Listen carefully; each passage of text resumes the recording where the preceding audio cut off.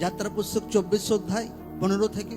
মসি যখন পর্বতে উঠিলেন তখন মেঘে পর্বত আচ্ছন্ন ছিল, আর সিনাই পর্বতের উপরে সদাপ্রভুর প্রতাপ অবস্থিতি করিতেছিল, আর উহা 6 দিন মেঘাচ্ছন্ন রহিল। পরে 7ম দিনে তিনি মেঘের মধ্য হইতে মসিকে ডাকিলেন, আর ইসরায়েল সন্তানগণের দৃষ্টিতে সদাপ্রভুর প্রতাপ পর্বতশৃঙ্গে গ্রাসকারী অগ্নির ন্যায় প্রকাশিত হইল।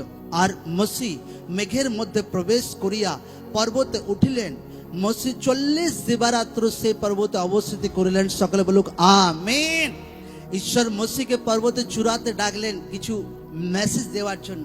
আর মসি ঈশ্বরের উপস্থিতিতে, ঈশ্বরের ডাকার জায়গাতে দুনিয়া ছেড়ে, সবকিছু ছেড়ে ঈশ্বরের উপস্থিতিতে মসি এন্টার করছেন মেঘের মধ্যে।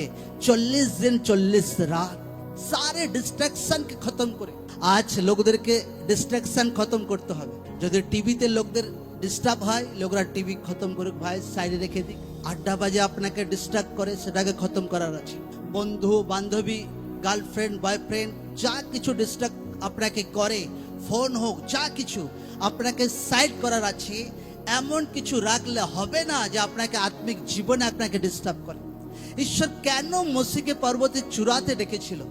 যেন এমন কিছু ডিস্ট্রাকশন না থাকে যে চলো মসিকে কেউ পেছু থেকে ডাকছে, ও ডাকছে, এ ডাকছে, আর প্রার্থনার টাইমে ডিস্টার্ব হচ্ছে।